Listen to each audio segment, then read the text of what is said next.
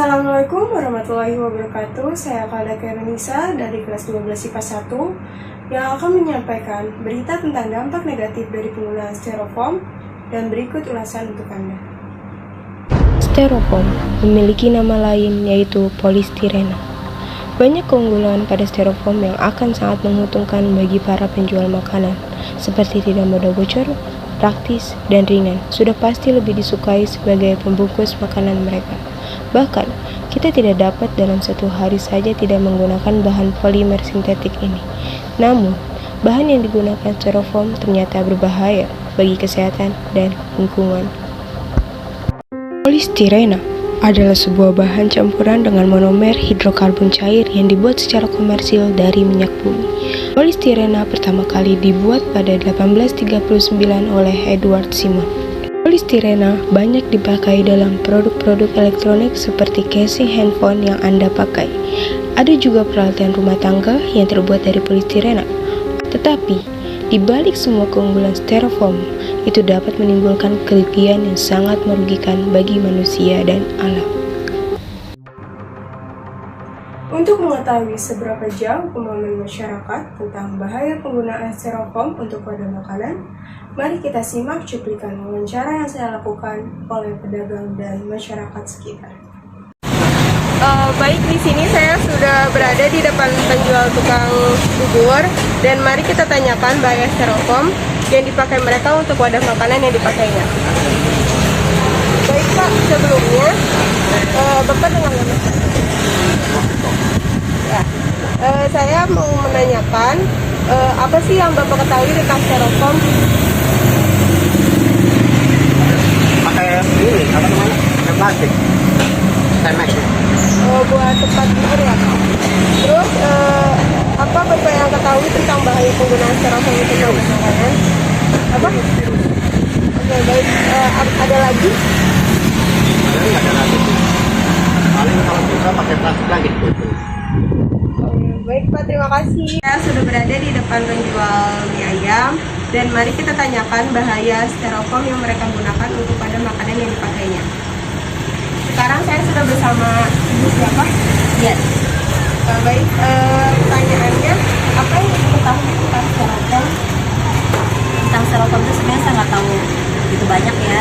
Cuman kebanyakan orang menggunakan styrofoam mungkin lebih praktis untuk orang-orang kantoran apa orang-orang yang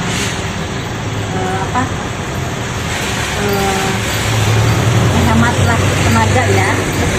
Styrofoam sebenarnya banyak ukurannya kecil dan cuman kebanyakan orang banyak nilai positif dari styrofoam ini. Positifnya yang itu untuk makanan yang praktis, mungkin kan negatifnya mengandung bahaya juga karena ini buat bahan yang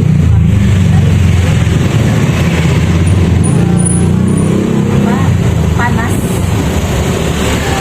makanan tidak bagus karena juga mungkin lembab yang dikeringat. Jadi sekitar Baik, di sini saya sudah bersama dengan tetangga saya yang bernama Ibu Rina dan mari kita tanyakan bahaya styrofoam yang mereka ketahui sebagai wadah makanan yang dipakai. Baik, menurut Ibu, apa yang diketahui tentang styrofoam dan bahaya penggunaan styrofoam untuk wadah makanan?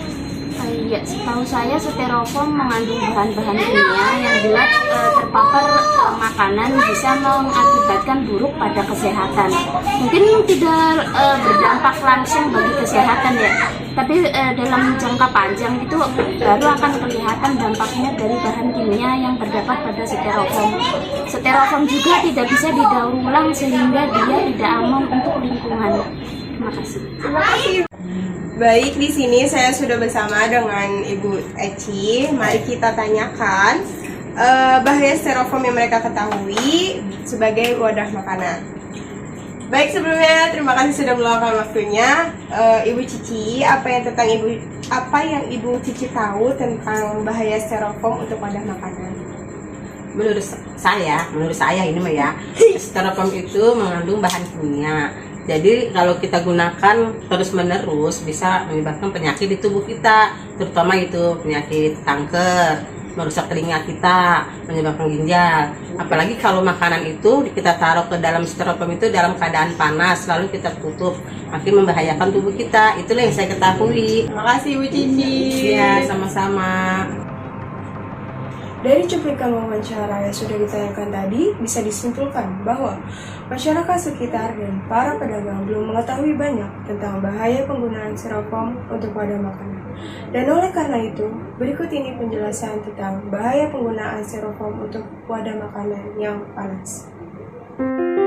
Banyak orang yang menggunakan styrofoam sebagai wadah sebab harganya yang murah dan praktis dalam pemakaiannya. Namun efek samping yang ditimbulkan cukup buruk.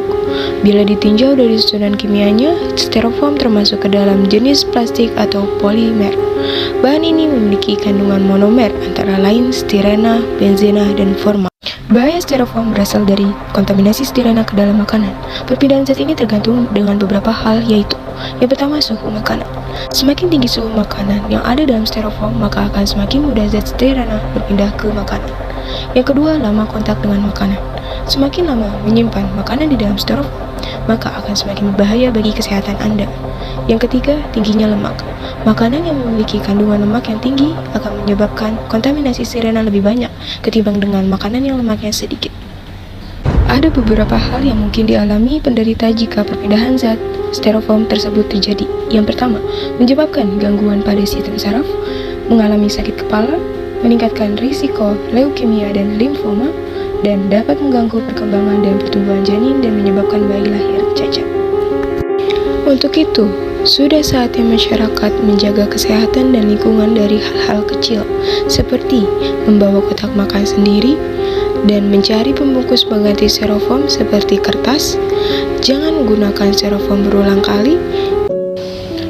Tidak hanya membahayakan kesehatan, styrofoam juga berperan dalam menyebabkan global warming, karena styrofoam baru bisa terurai dalam jangka waktu 500 tahun. Jadi, usahakan untuk menghindar penggunaan styrofoam ketika membeli makanan dan beralih ke wadah yang tidak membahayakan kesehatan. Demikian berita tentang dampak negatif dari penggunaan styrofoam yang saya sampaikan. Saya Kalbeka Indonesia 12-1 undur diri. Terima kasih. Wassalamualaikum warahmatullahi wabarakatuh. Sampai jumpa.